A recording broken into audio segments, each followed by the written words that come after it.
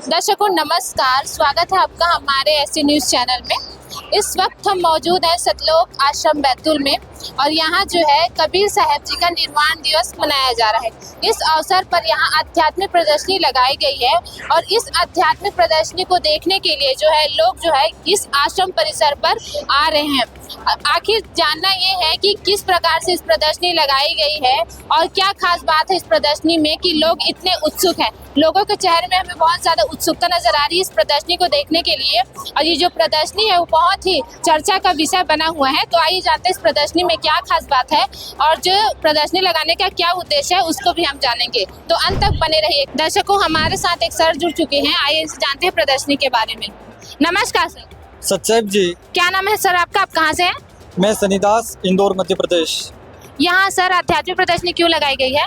यहाँ पर संत रामपाल जी महाराज जी के सानिध्य में निर्वाण दिवस मनाया जा रहा है, इस कारण से यहाँ पर आध्यात्मिक प्रदर्शनी लगाई गई है। सर हम देख पा रहे हैं कि यहाँ एक प्रदर्शनी लगाई है मॉडल के थ्रू, इसके बारे में बताएं।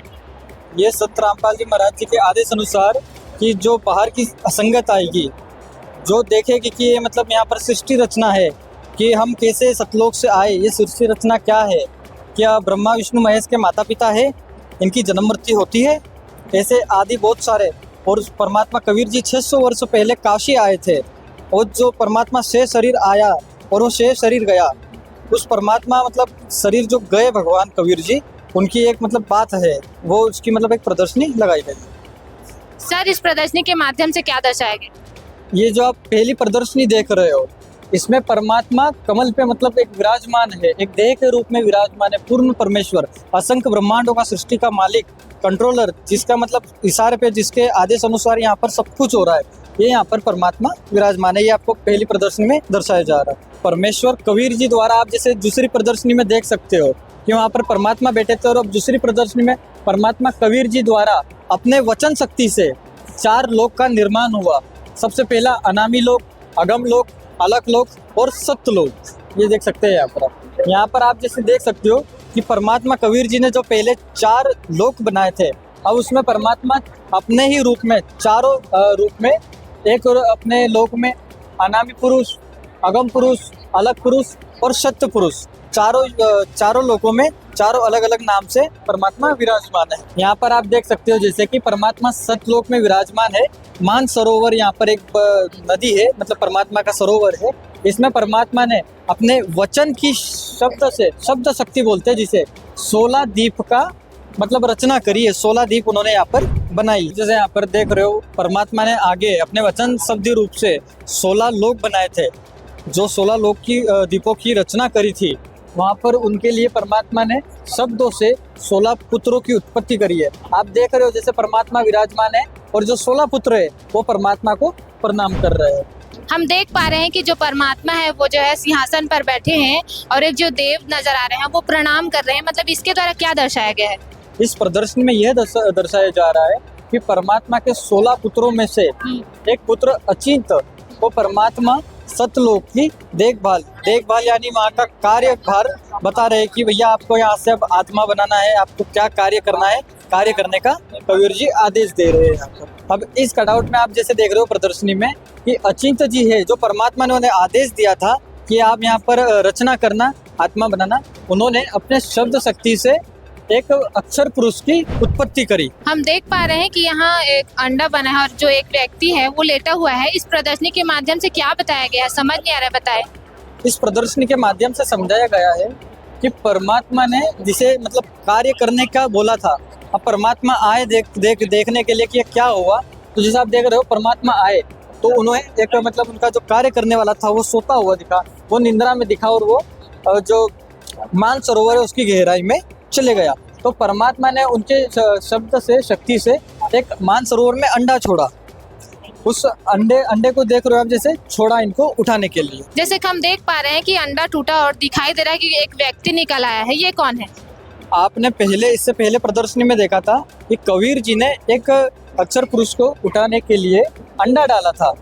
तो उस अंडे की गड़गड़ाहट से, मान सरोवर में गड़गड़ाहट से जो अक्षर पुरुष था उसकी निंद्रा भंग हो गई, मतलब वो गुस्से में उठा और उस अंडा जैसे ही फूटा, उस अंडे के फूटने से ज्योति निरंजन आपका जो सवाल है कि अंडे में से कौन निकला, उसमें से जो ज्योति निरंजन है वो अंडे में से निकला है। यहाँ जैसे आप देख रहे हो, परमात्मा ने सर्व सृष्टि के रूप में आत्माओं की उत्पत्ति करी, अपने अपने अपने जैसी ही आत्मा उन्होंने बनाई सतलोक में, मतलब अविनाशी लोक में, जहाँ पर कोई कुछ भी खत्म नहीं होता है। वो परमात्मा ने स्वयं अपने जैसे दिखने वाले हंस आत्मा बनाए। आप यहाँ पर जैसे देख रहे हो, परमात्मा के आदेश अनुसार अचिंत जी, अक्षर पुरुष और ज्योति निरंजन, ये जो तीन थे ये एक ही लोक में रहने लगे। फिर जो ज्योति निरंजन को अलग से स्थान चाहिए था, मतलब अलग से स्थान चाहिए था, तो वो 70 युग, जैसे 4 युग होते वैसे 70 युग एक पैर पे खड़े होकर के उसने परमात्मा को याद करा, मतलब एक कठिन बोल सकते परिश्रम करा, भगवान कबीर जी की साधना करी। ये आप यहाँ पर देख सकते।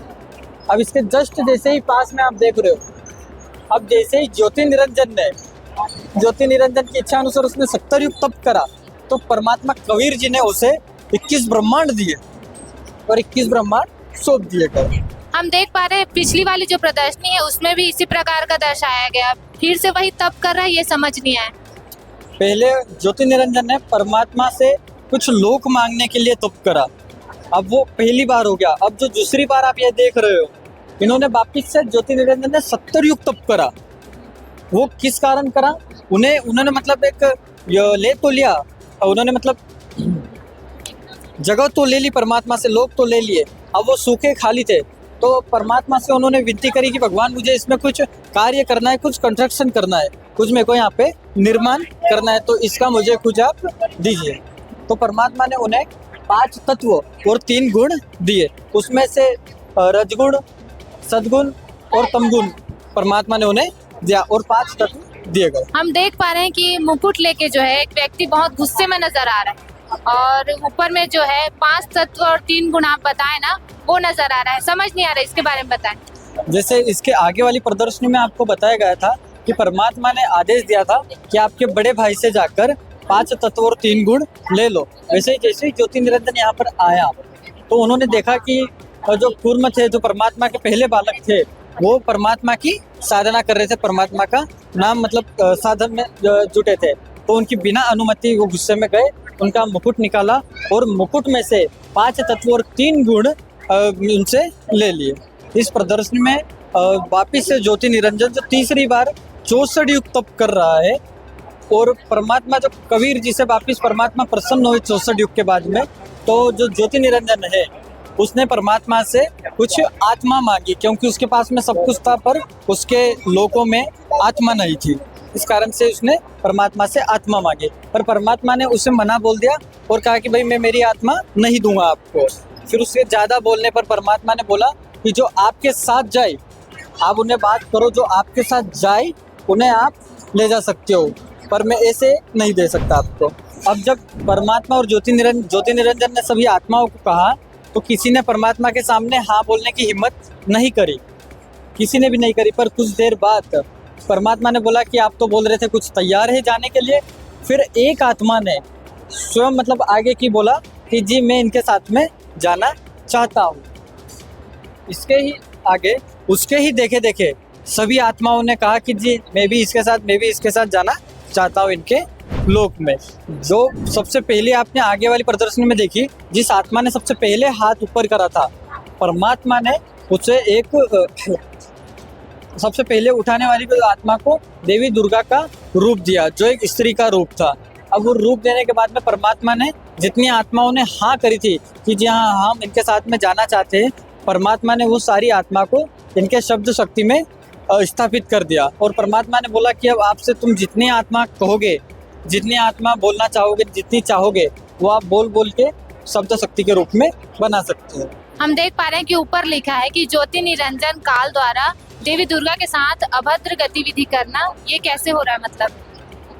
अब परमात्मा ने उन्हें उनके लोक में पहुंचा दिया, जिसने उन्हें तप करा था, सारे जितनी आत्मा थी। अब उस स्त्री का रूप देख कर जो ज्योति निरंजन था, उसका मतलब मन में दोष आ गया और उसके साथ दुष्कर्म करने की कोशिश कर रहा है। पर देख रहे हो मतलब जो देवी दुर्गा थी, वो अपनी इज्जत बचाने के कारण ज्योति निरंजन के पेट में चली गई, वहां पर वास कर लिया उन्होंने अपना सूक्ष्म रूप बनाकर। वहां से उन्होंने परमात्मा कबीर जी को, जो सर्व मालिक है, जो सर्व सृष्टि के रचनहार है, उनसे प्रार्थना करी कि ये परमात्मा मुझे यहाँ पर बचाओ। ये परमात्मा के पास जैसे ही पुकार गई तो परमात्मा ने जोगजीत रूप में परमेश्वर कबीर जी आए और ज्योति निरंजन के पेट से देवी दुर्गा को बाहर निकाला। ये आप यहाँ पर देख सकते। इस दृश्य में, इस मतलब प्रदर्शनी में आप देख रहे हो ज्योति निरंजन जो काल है, इसको परमात्मा ने इस घटना के बाद में काल का नाम दिया और इस काल को 21 ब्रह्मांड सहित सतलोक से निकाल दिया। ये आदेश देते जोगजीत रूप में परमात्मा कबीर जी इनको आदेश दे रहे हैं कि आप 21 ब्रह्मांड और आप दोनों यहाँ से निकल जाओ। आप इसमें जैसे देख रहे हो, परमात्मा ने आगे प्रदर्शनी में आदेश दिया था कि आप यहाँ से चले जाओ 21 ब्रह्मांड सहित। तो ये परमात्मा आप देख रहे हो सतलोक से ये नीचे वहाँ से निकाले जा रहे हैं और ये जो 21 ब्रह्मांड है ये भी वहाँ ऊपर सतलोक से दूर होते जा रहे हैं। आपने आगे वाले दृश्य में देखा कि उन्हें सतलोक से निकाल दिया गया, वो उनके 21 ब्रह्मांड सहित वहाँ से निकल गए। इस दृश्य में आप देख रहे हो ज्योति निरंजन जो काल है, मतलब इतना भयंकर शरीर जो काल है, और देवी दुर्गा, उनके द्वारा 3 पुत्रों की उत्पत्ति हुई, मतलब 3 पुत्र जन्मे, ब्रह्मा विष्णु महेश। ये जो कमल के फूल पे लेटे हैं वही है ना, ब्रह्मा विष्णु महेश? जी हाँ, ब्रह्मा विष्णु महेश यही है। इनकी जन्म भी होती है, इनकी मृत्यु भी होती है, इनका माता भी है, इनकी पिता भी है। हम देख पा रहे हैं कि दुर्गा और काल के बीच कुछ बात हो रहा है। क्या बात हो रहा है? ये जो वार्ता हो रही है, जो काल है, ज्योति निरंजन है, वो दुर्गा जी को बता रहे हैं कि मेरी सच्चाई किसी को मत बताना, मेरी सच्चाई किसी को मत बताना, अपने पुत्रों को भी मत बताना, और तुम्हारा कोई साधक हो, कोई तुम्हारा भक्त हो, उसे भी मत बताना। मैं प्रत्येक करता रहूँगा, मैं अव्यक्त हूँ। अव्यक्त मतलब मैं किसी को दर्शन नहीं दूंगा, मैं किसी को दिखाई नहीं दूंगा। जैसे आप यहाँ दृश्य में देख रहे हो, देवी दुर्गा बैठे और उनके 3 पुत्र जो है वो खड़े हैं यहाँ पर। जैसे कोई पिता अपने बालक को कार्यभार देता है, पोस्ट देता है, वैसे यहाँ पर देवी दुर्गा द्वारा अपने तीनों पुत्रों को 3 विभाजन सौंपे जा रहे हैं। जो रजगुण है वो ब्रह्मा जी को मिला, जो सद्गुण है वो विष्णु जी को मिला, और तथा जो तमगुण है वो शिव जी को यहाँ पर मिला है। यहाँ ब्रह्मा विष्णु महेश, देवी दुर्गा और 3 देवियां भी नजर आ रही हैं, इसके बारे में बताओ। यहाँ पर इस दृश्य में देख सकते हो कि एक तरफ इनके सारे पुत्र खड़े हैं, देवी दुर्गा द्वारा उनके पास वचन की शक्ति है, तो उन्होंने 3 देवियां की उत्पत्ति करी, सावित्री, लक्ष्मी और पार्वती। इस दृश्य में आप देख सकते हो जैसे कि जो आज के युग में शादियां होती है, पंडित जी आते हैं, हवन होता है, टाइम लगता है, मतलब 3-3 दिन लगते हैं, पर देवी देवताओं के यहाँ पर इस प्रकार उन्होंने मतलब शादी करी। बोल सकते हैं कि उन्होंने भगवान विष्णु जी को कह दिया कि लक्ष्मी जी आज से आपके साथ में रहेगी, ये आपकी पत्नी के रूप में। भगवान शंकर जी को पार्वती के रूप में प्रदान कर दिया, अर्थात तीनों पुत्रों का विवाह कर दिया। दर्शकों, सतलोक आश्रम बैतूल में आध्यात्मिक प्रदर्शनी के जरिए बताया गया है कि किस प्रकार सृष्टि की रचना हुई है। हमारे साथ एक सर जुड़ चुके थे, उन्होंने पूरा एक एक करके डिफाइन किया है।